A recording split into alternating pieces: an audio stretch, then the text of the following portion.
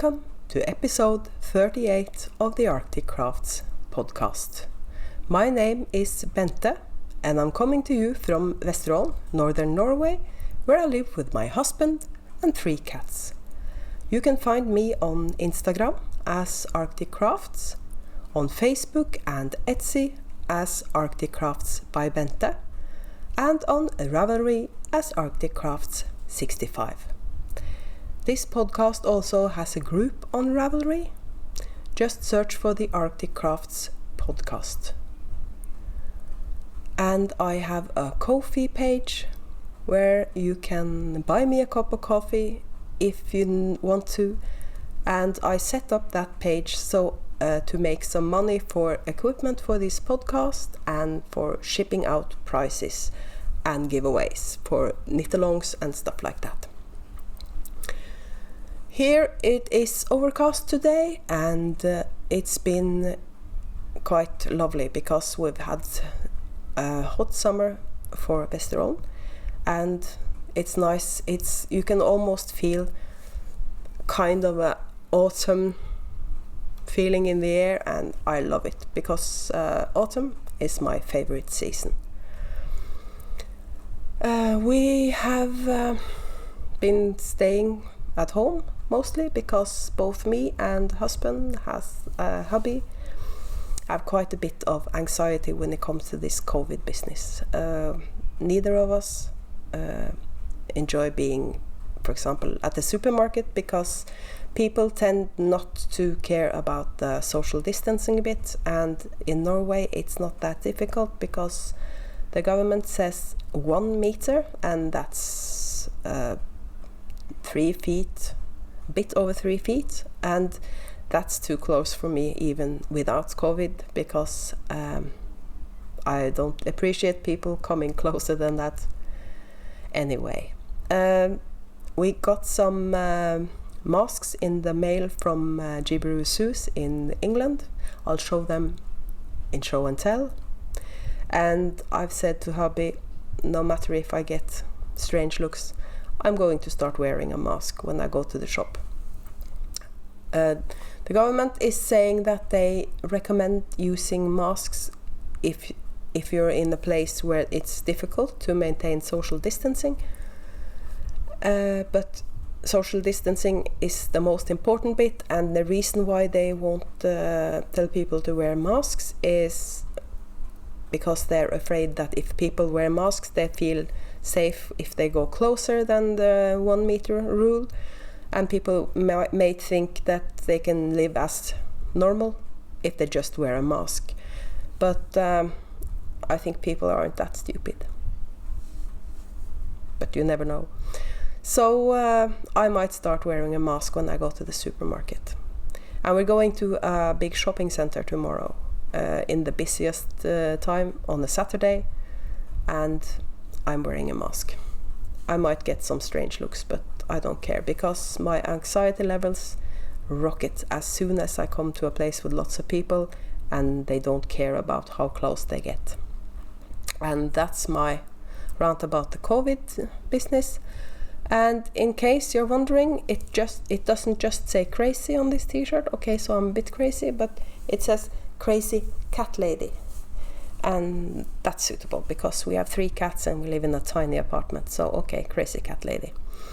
This is a shirt hubby bought for me from the local RSPCA. It's a way they raise money for their causes. So I have 2 of these. I have a pink one as well, but that's completely worn out. So that's one of the shirts I use when I die because I don't care if I get any stains on it. So that's this is a knitting podcast, so maybe we should start talking about knitting. I have 2 FOs for you, and one of them I have forgotten to bring with me, so I'll pause while I'll get it. And I'm back. I could of course start from the beginning, but I already recorded the intro 3 times, so you'll have to live with me being professional as usual. The first FO I'm showing you is a pair of socks. It's just my normal vanilla recipe, and the yarn is Mineville wool project, and their colorways just have numbers, so I don't have the name for the colorway. I really love this yarn. It's kind of high twist, and I love a high twist sock yarn. And my vanilla recipe is I use needles 2.25 and I cast on 64 stitches. I haven't got a set number of rows for the leg. I normally use a heel flap and gusset. Unless I'm doing contrasting color, then I often use the German short row. People have been telling me that I should learn the fish lips kiss, because that fits better on most people than the German short row heel. I have the pattern. I bought the pattern years ago, but I think it takes a lot of time. But maybe I should just try that heel on the next pair of vanilla socks I knit and see. My foot is 64 rows, so it's brilliant to count the rows in the foot, because then you know it's exactly the same length. So my foot is 64 rows, so it's easy to remember. 64 stitches, 64 rows. So that's a pair of socks. And the other FO is a sweater. I knit this sweater in just a few days because it was a really mindless knit, except for the lace in the yoke, of course. This is the Everyday Tee by Twin Stitches Design, and I've knit this up as a sample, but as usual I've knit it in my size, so I can wear it if I want to. The yarn is my own Natural Boo, which is a new base for me. It's 80% merino, 20% bamboo, and it's a t-shirt, so you're supposed to just pick up the stitches and knit a short rib. But I know from experience that if I knit t-shirts in wool, I hardly ever use them, because I tend to get hot. It might be my age. And so I knit 3/4 sleeves on this. And I just about had to break into the third skein to knit when I was about halfway done on the second sleeve, I had to start using the third skein. So 2 skeins is plenty if you're knitting it as a t-shirt. And I love this knit because, as I said, it was mindless. I haven't blocked this yet because I finished it last night and I wanted to show it on the podcast. So that's one FO. And that's it, actually. And now I remember that I forgot to do something at the start of the episode, so it's suitable to do it now before I start with the whips. I did a giveaway when I reached 500 subscribers. I've actually passed 600 now, so the next giveaway will be at 1,000 subscribers. But I did a drawing I did a giveaway, and now I can show you the prize, because as I told you, the prize was the sock set that was in my summer edition subscription box, and everybody has gotten their box now, so I can show it. And this is my summer edition sock set, and the winner is Wenche Viting. I'm saying your name like that because parts of your comment was written in Norwegian, so you're from Norway, so I suppose you pronounce your last name Viting. Congratulations. If you can please contact me on Facebook, Ravelry, Instagram, whatever works best for you, and I'll get this in the mail for you as soon as possible. And when that's taken care of, I can start showing you my works in progress. I can show you my Grannystriped blanket first, because it's kind of in my way. I haven't shown you this in a while because I haven't been working on it. The last time I showed you the blanket, I was down here. So this is what I've been doing ever since. And if you can see, there's another progress keeper here. Do you remember the last episode? I showed you the Ziploc bag with lots of 10-gram minis from my friend Sue in Canada. I made a magic knot ball I just knot all the minis together, and from that progress keeper and up, it's all from Sue. As you can see, it suddenly turned really colorful after I got started the ball from her, and this is all I have left. So I've been crocheting a bit in the evenings. So that's my Grannystriped blanket. And I also have a hoe as such, because I haven't started the second sock yet. And this is a thicker sock, because this is knit in Regia Perfect 6-ply. And I've knit this on 2.5mm needles, so it's really dense, but I like that in a sock. 3mm would be more normal, I guess.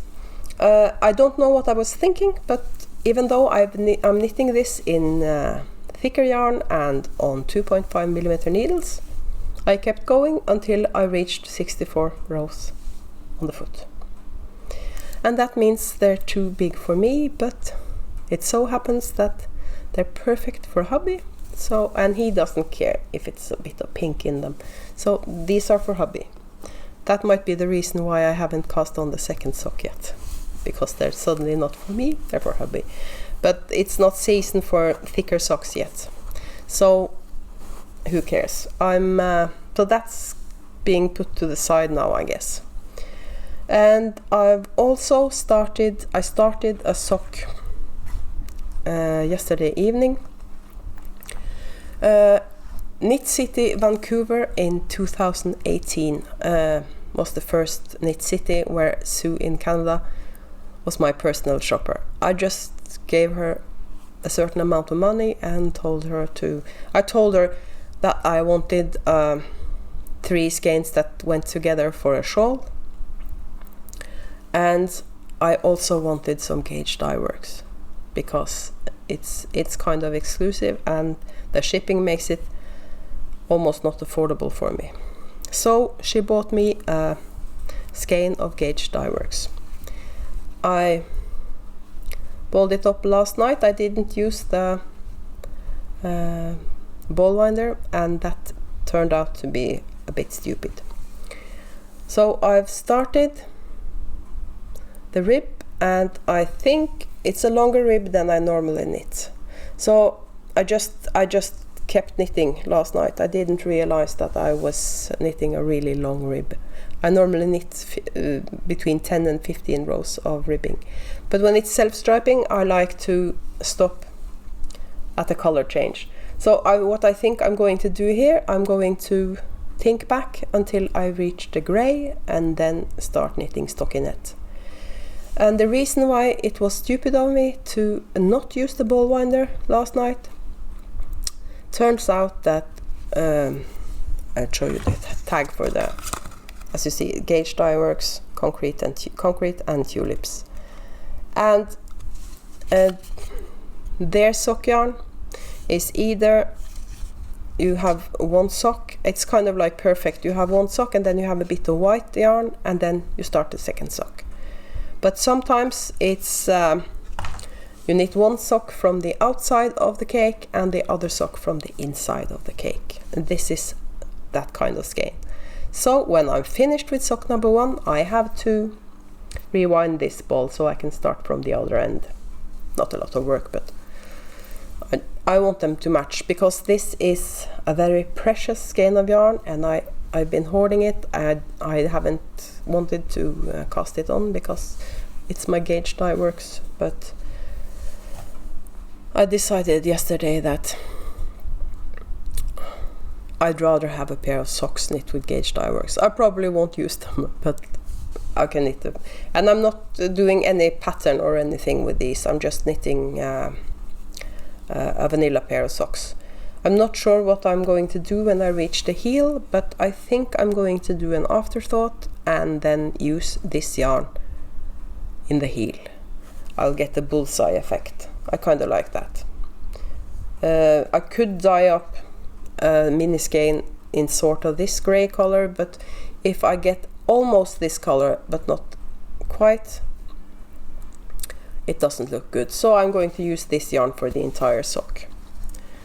And this is in a bag I got from that Sue in Canada made for me. She used to have an Etsy shop where she sold bags, but she doesn't anymore. And by the way, Sue has started a podcast with a friend of hers, Liz, and it's called Distant Stitches, and I'll put a link down below. They're professional, not professional, but they're experienced podcasters, because they used to podcast together, but now they're doing it via Zoom because Liz moved away, and they have started up again under a new name. They call themselves Distant Stitches, and you should check them out. The final FO I'm going to show you today, I'm just checking my show notes that I don't have another one.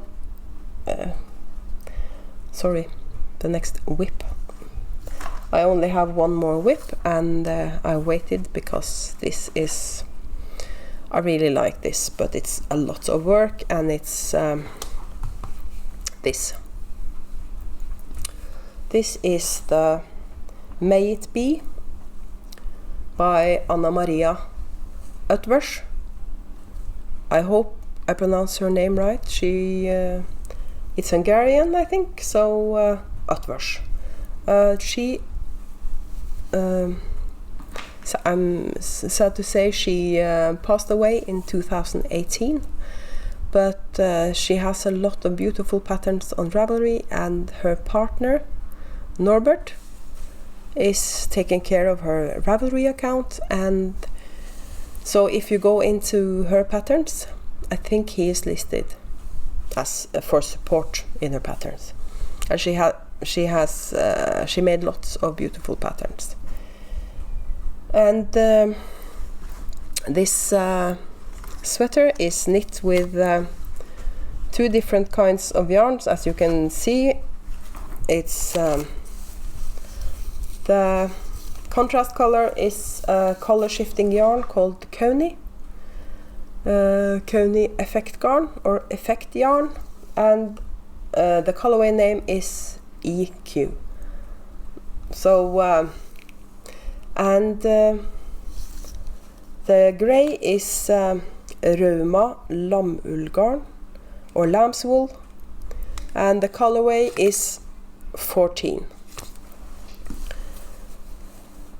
I realized when I split for the sleeves that there was still a pattern repeat to go under the split, and because I don't want to mess up the color progression, I want to start the sleeves in the exact same place as I did here, so I had to order another ball of Kauni EQ, and I don't need much of it, and I actually intend to cut the yarn because the circumference of the two sleeves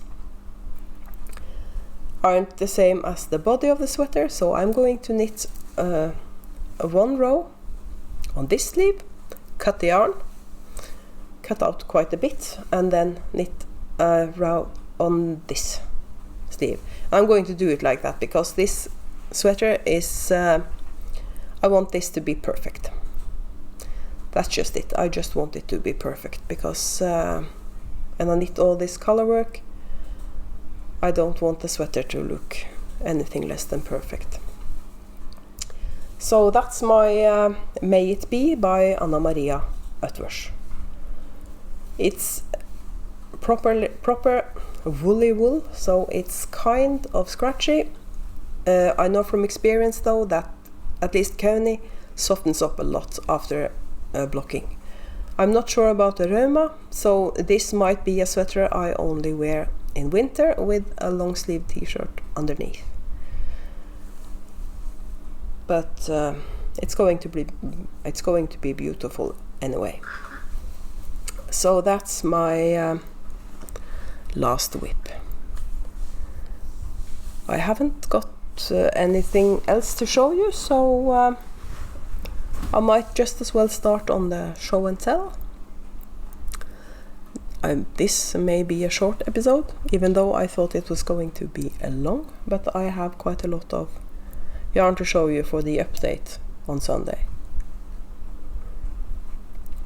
It's early, so I haven't finished my coffee yet.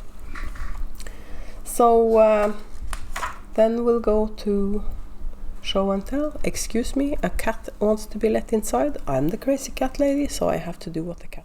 And we're back. At least he was kind enough to want to be let in when I had the natural pause in the recording. I'm going to show you what I have got in the mail since the last time I saw you. The Mineville wool project is really nice to knit with, and it's quite reasonably priced, so even though I'm buying it from Faking Sanity in Canada, it's not too expensive. And this is the second skein I bought, and these are nice colors now because they're kind of fall colors. And this is becoming a pair of socks for hubby. I think the colors are quite unisex really, but as you can tell, he doesn't care if it's pink in his socks. So, and I've gotten I bought two things from JibbyRooSews. The first is this project bag, and what I love about this project bag is that it's a basket construction, so you can fold it down and use it like this. And that's how I'm going to use it. I think I'm going to use it for sock projects, and when I'm sitting in the couch knitting on my sock project, I can do this. And it's a drawstring bag, and there are 4 big pockets on the outside. So and I love the fact that this fabric has a basket pattern and the top fabric has strawberries. So it's kind of a basket of strawberries. And now that I've shown you that, I can use it for my gauge dye work socks. And the second thing I got from JibbyRooSews is the masks I was talking about at the start of the podcast. I ordered 2, and this one is rather fun because it's the concertina. As you can tell, it's the concertina variety. And this one is kind of fun because it's the Marauder's map from Harry Potter. The thing is with this is that it's grey on the other side. So hubby might be the one using this one because it's grey on this side. I'm not sure he wants to have, because the other one is with flowers on it, so I'm not sure. Maybe I'm old-fashioned, but I think this is kind of a girly pattern because it's got flowers on it, and it's got flowers on the other side as well. So I suppose this is for me and this is for hubby. And we only have 2 masks.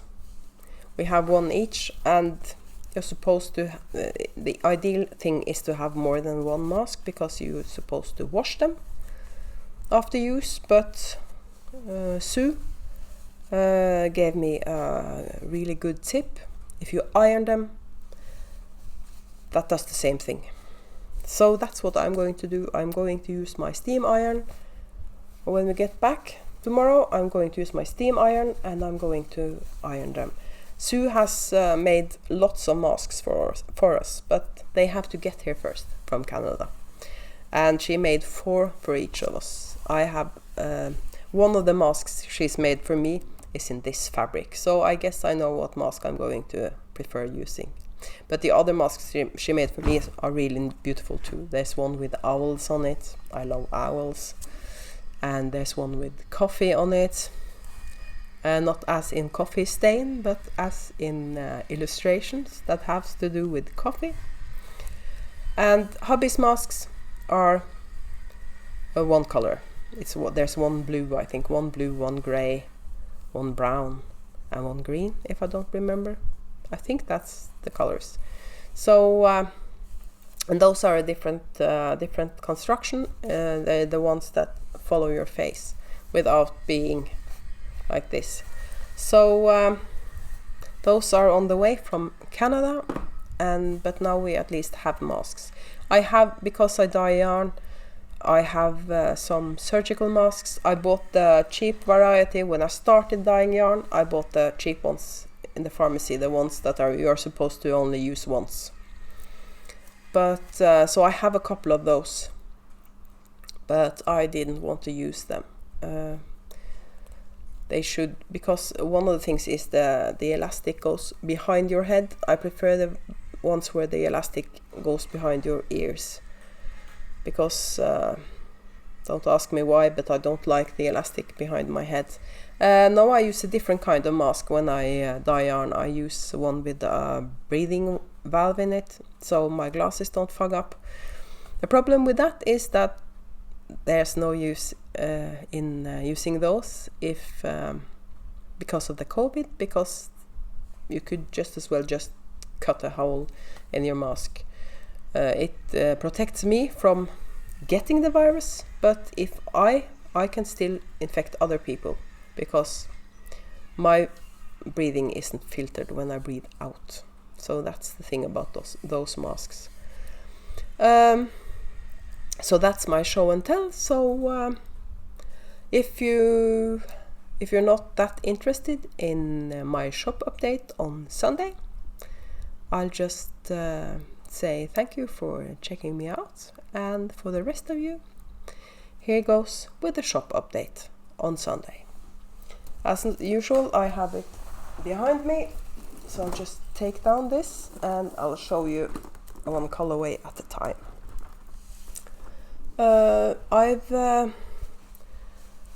I ran out of one of my most popular colorways, Rock Garden, so I've dyed up some Polldale. And trying to focus, there you go. It's a tonal grey with speckles in bright green and a sort of a rusty color and yellow. So it's kind of there's a reason why it's called Rock Garden. So that's that colorway. I've also dyed up another popular colorway that I haven't dyed in a while, and the reason is basically that it's really time consuming, and it's this. It's my silver lining. And when you knit with this, you have rainbow blips. I can put up a picture of a sock I knit with this, so you can see what it looks like. One of these skeins, I'm trying to find it. I can't even find it myself. One of these skeins are going to be put in the shop as a second at a slightly discounted price, because I managed to get a tiny speck of green where it wasn't supposed to be in the grey, but I can't even find it. So it's not that big, but it's not, I'm a perfectionist, so it's going to be discounted and put in the shop on its own. I also made a new colorway for fall. I had big trouble naming this one, but after a brainstorming, we ended up with Carrot Cake. And this is dyed up on two different bases. It's dyed up on my HT single ply. Show it closer up, because I could call it, it's kind of pumpkin spice, I know, but I couldn't call it that, I felt, because pumpkin spice, not a thing over here. Maybe in Oslo, in southern Norway, where they have Starbucks, because Starbucks in Norway as well are doing pumpkin spice in the autumn. But so this is platinum sock, carrot cake. And the same goes for this color as for any color in my shop. If you want enough to knit yourself a sweater, contact me. That goes for all the colors in my shop. Sweater quantities, custom orders, not a problem. Excuse me. Trust me, it's not COVID. This is another colorway I haven't dyed in a while. It's my Lollipop, so called because we have an ice lolly in Norway with these colors. So that's why it's called Lollipop, because that ice cream is called Lollipop. Or it's not an ice cream, it's an ice lolly. And I also came up with a mini skein set in fall colors. And I'm calling this Fall Symphony. Kind of pretentious, I know, but Fall Symphony. And whether you want to use this for a pair of scrappy socks, or you want to use them for heels, toes and cuffs, you can... this is a full skein of yarn, so you can use it for anything really. You can use it for color work. You could use it for your Grannystriped, of course, but they work well together, these colors. So, but that's a mini skein set that I called for Fall Symphony. Another colorway I've dyed up more of is my, because it's the season, is my Autumn Leaves. This I dyed up on Corriedale. This is Corriedale. So that's my Autumn Leaves, and I also dyed up a couple of sock sets of Autumn Leaves. These are on something called titanium sock, and the reason why they're on a different base than my usual platinum, you can see, this is high twist. The only difference between this and my platinum sock is that this is high twist. And the reason why I have started using the titanium sock for my sock sets is that 50 gram skeins, my supplier, my undyed yarn supplier, was actually had problems getting 50 gram skeins of platinum sock. And as many other dyers these days, I have to experiment a bit with bases. So titanium sock it is. I'm not sure I'm going to have titanium sock as a permanent fixture in my shop, because I already have 3 different kinds of sock yarn. I have my platinum sock, and I have my Polldale sock, and my Corriedale sock. And I don't want to stop having the Polldale or the Corriedale in my shop, both because those are 2 bases that are really popular in Norway, and because I like the idea of supporting a smaller supplier, and because it's not merino, it's